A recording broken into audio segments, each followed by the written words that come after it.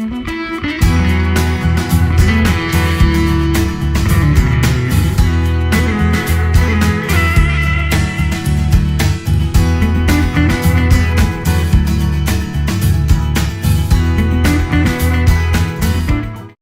우리 어디까지 봤냐 하면 예수님의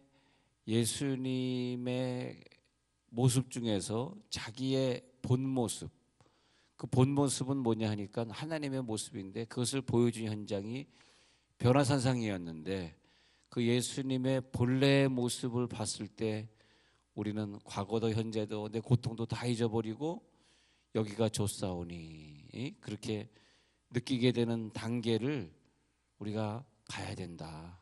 우리의 신앙생활 속에서 우리를 힘들게 하는 경제적인 문제, 또 미래의 문제, 내 자녀가 공부하는 문제, 많은 문제들이 있겠습니다만은 우리의 신앙은 그런 것들 다 잊어버리고, 내 단점도 잊어버리고, 내가 누리는 욕망들, 내가 추구하고자 하는 것들, 그런 것들 다 잊어버리고 여기가 좋사오니까지 가는 게 뭐냐? 그게 성령의 역사다. 성령의 역사는 우리의 모든 것을 다 포기하고 잊어버리게 하고 주님만 보이게 한다. 그래서 그냥 변화산상에 있는 그 상태가 베드로에게는 가장 중요한 시간이었다.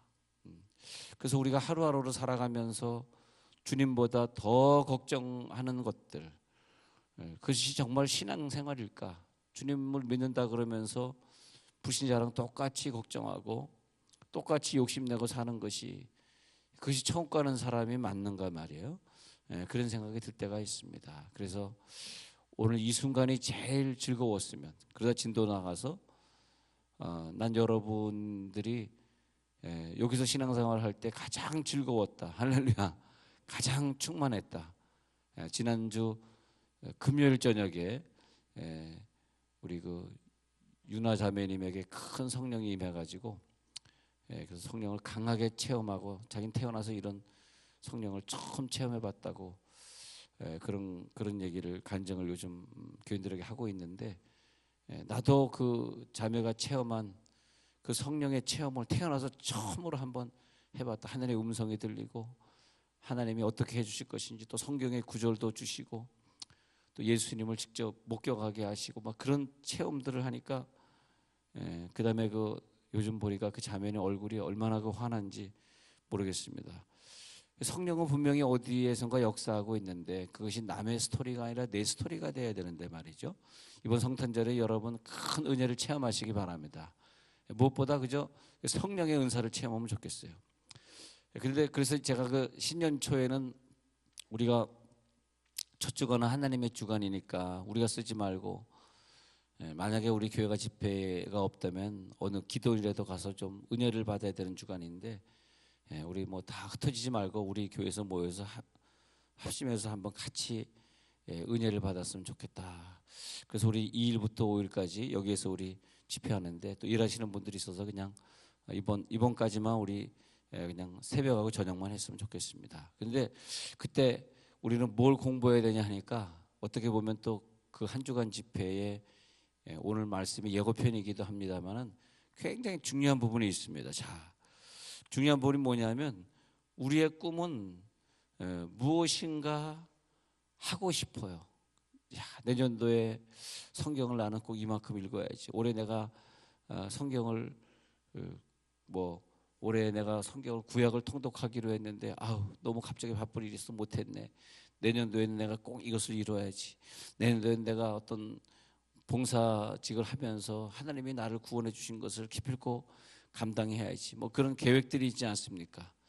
내년도는 꼭 주일을 성수해야지. 이번 올해 금년에 내가 성수하지 못한 것이 너무 후회가 되고, 올해는 꼭 성수해야지. 기도도 마찬가지입니다. 기도의 양을 채워야 되는데 내년에는 많이 채워야지. 그런 생각을 우리가 한단 말입니다. 그런데 어떻게 하면 우리가 생각하는 이 모든 것을 다 감당할 수 있을까? 예수님은 어떻게 자기의 공생의 기간 동안에 그 사역을 다 마칠 수 있었을까? 예수님은 어떻게 이 공생의 기간을 완성시킬 수 있었을까 말이에요. 어떻게 하면 이것을 완성시킬 수 있을까? 고민이 많습니다. 그런데 오늘 그 요한복음 5장 30절에 가서 보니까 이것이 비결이에요. 아, 예수님이 이래서 기적을 엄청 일으키고 그리고 다 완성하고 갈 수 있었구나.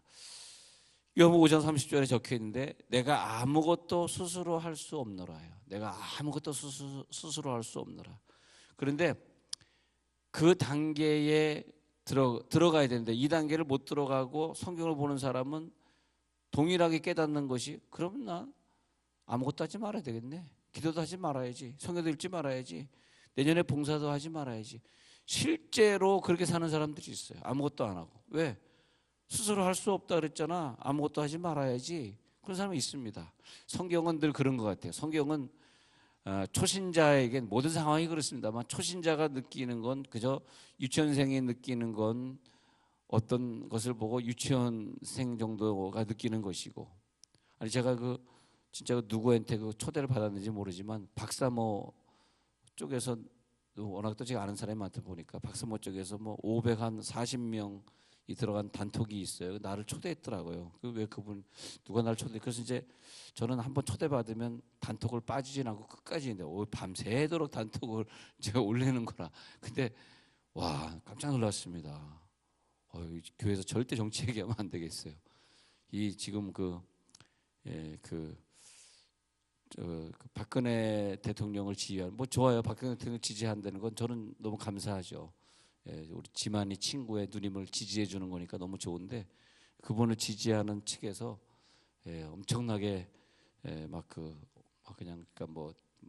태극기 들고 모이는 그런 사람들의 그런 사이트인데 계속 저는 읽고 있습니다. 읽으면서 지금 이분들의 마음이 이렇구나. 그래서 좀 안타까운 것은 다 좋은데 이것저것 주장하면서 서로 나눠져서 있는 게 참 마음이 아파요. 같은 민족끼리 이렇게 나눠져가지고 이분은 전혀 또 다른 길을 가고 있고 또 촛불을 든 사람은 또 전혀 다른 길을 가고 있으니 이게 양분돼가지고 이 분열되는 것은 항상 지도자에게 오는 겁니다. 지도자. 여러분 어느 지도자 아버지가 신앙생활을 잘하면 자녀들이 분열되지 않고 그러잖아요. 이 분열이라고 하는 것은 지도자에서는 지도자가 잘해요. 그래서 늘 뭐가 분열이 될 때마다 저는 회개를 많이 합니다. 이 나라가 이렇게 분열이 되면 내가 부족해서 그런 거다. 나라가 분열이 되든 직장이 분열이 되든 가정이 분열이 되든 그 당시에 하나님이 지도자의 위치에 서게 했던 사람들, 그런 사람들 때문에 괜히 서로 싸우고 친구들끼리 적이 되고 그런 것이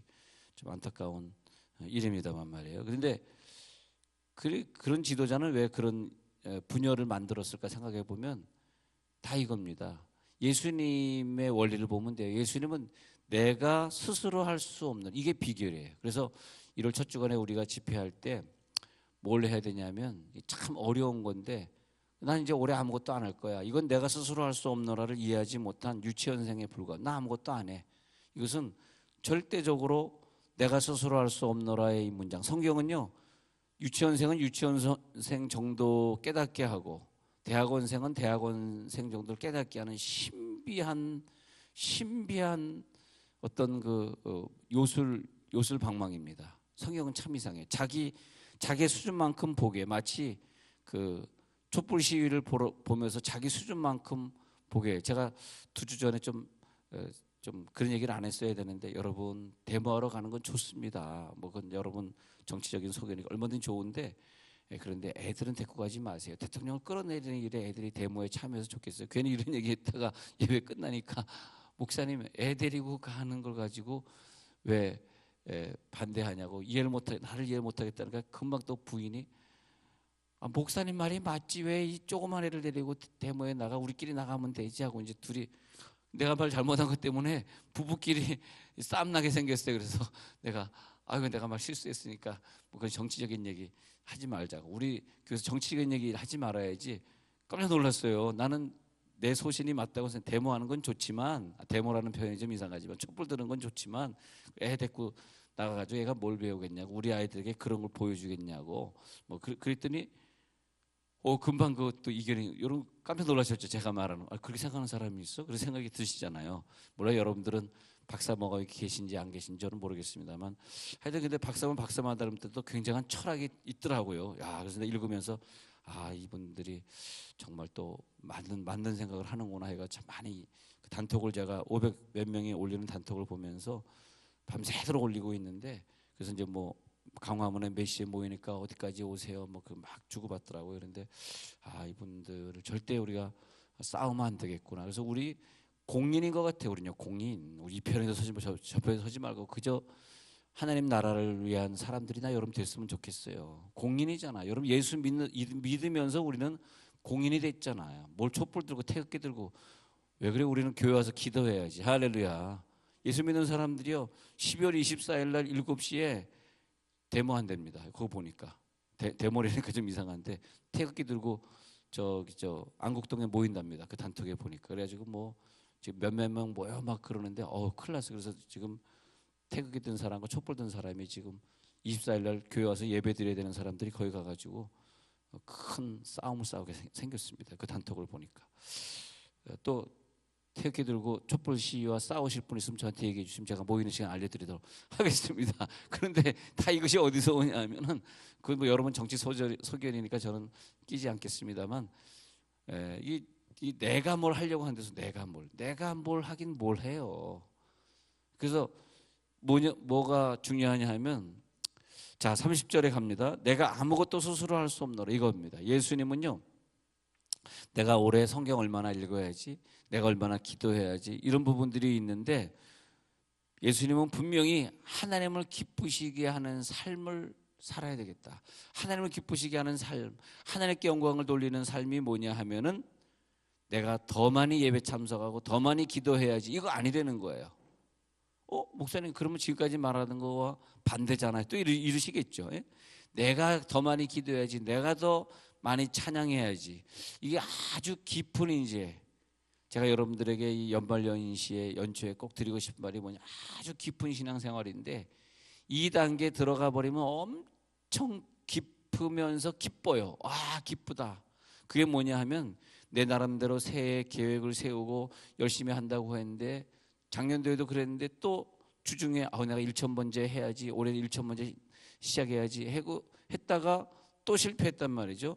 왜 그러냐 하니까 분명하게 말씀드린다면 나는 아무것도 스스로 할 수 없다는 거예요. 나는 아무것도 스스로 할 수 없다. 그래서 예수님이 사역에 성공하시고 기적을 우리보다 많이 일으키시고 아픈 자를 위해 기도하면 다 응답받으시고 했던 비결이 뭐냐 하니까 아버지께서 하시는 것만 하겠다는 거예요. 아버지께서. 자, 그래서 19절로 오는 거예요. 성경을 조금 이렇게 30절 보고 19절을 봐야지 이제 이해가 되는 그런 상황이 됐는데, 아버지께서 하시는 일을 본 것만 한다. 보지 않고는 아무것도 스스로 할 수 없나니 아버지께서 행하시는 그것만 아들도 그와 같이 행하느니라. 왜 나를 통해서 저 사람이 시험 들었을까? 왜 이 기도는 응답되지 않았을까? 왜 나는 그랬을까? 보면 다 우리의 회개가 그때 뭐냐 하면, 이거 하나님 원하시지 않는 걸 내가 했네. 정답입니다. 그게 정답입니다.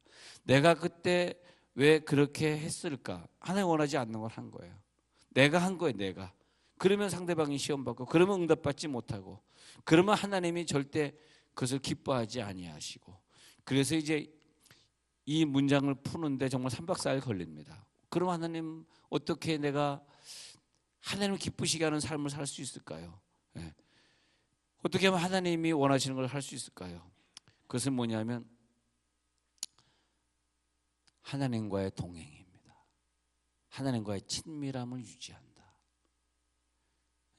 내 속에 주님이 하시도록. 여러분 혹시 지난주 지난주에 내가 결정하고 하신 거 있습니까? 내가 뭘 결정하고 해요. 그냥 하나님이 하게 하시면 그냥 하는 거죠.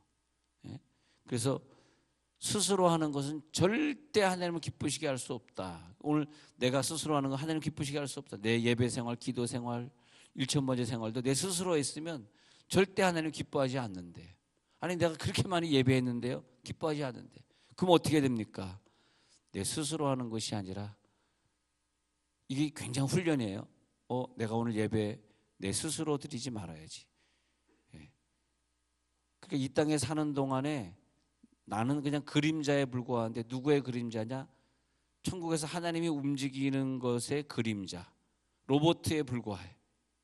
그때 느끼는 엄청난 기쁨과 그때 많은 간증들이 와, 그렇게 하니까 응답이 되네. 그렇게 하니까 이게 완성이 되네. 이제 그런 걸 체험해야 돼. 이제 그런 성경 구절들이 많이 나오는 건데, 예레미야 2장 13절에서 내 백성이 두 가지 악을 행하였으니 곧 생수의 근원되는 나를 버린 것과 2번 스스로 웅덩이를 판 것인데, 예, 악이라고 하는 게 뭐냐면 자기 스스로 하는 게 악이래. 스스로.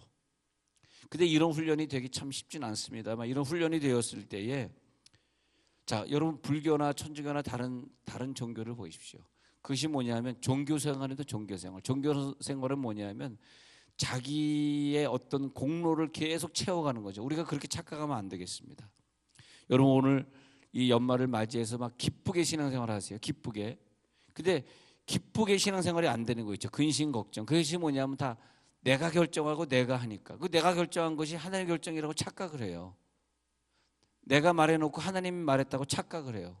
근데 거기에는 성령이 역사하지 않았기 때문에 내가 그 길을 계속 가고 있는데 응답이 없는 거라. 계속 가다 보면 거기에서 어려움이 기다리고 있는 거예요. 깜짝 놀란 거죠. 왜 이 어려움이 나를 기다리고 있을까? 근데 이 서론에 불과한 얘기지만은 주님이 강하게 성령의 역사를 도움을 받고 그 큰 사역을 하게 되기까지는 이 비결이 있었습니다. 그래서 아들이 아버지께서 하시는 일을 보지 않고는 아무것도 스스로 할 수 없나니, 아버지께서 행하시는 그것을 똑같이 아들도 행하는 것이고요. 아버지께서 아들을 사랑하시는 게 뭐냐? 사랑하시는 건 자기가 행하시는 것을 다 아들에게 보여주시는 게 사랑이 돼요.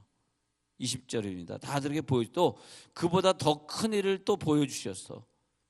그것을 볼 때 옆에 있는 사람이 그 사람을 볼 때 저 사람의 저 삶은 개인의 삶이 아니라 예수님의 모습을 그대로 볼 수 있어 했을 때, 요한복음 5장 20절 끝부분에 너희로 놀랍게 여기게 하시리라. 그때 그 사람들이 나를 보고 놀랍게 여기게 되는 거예요. 그 사람들이 나를 보고 놀랍게 여기게 하시리라. 아, 드디어 이제 사람을 놀라게 하는 일들이 벌어지는구나. 그것을 깨닫게 됩니다.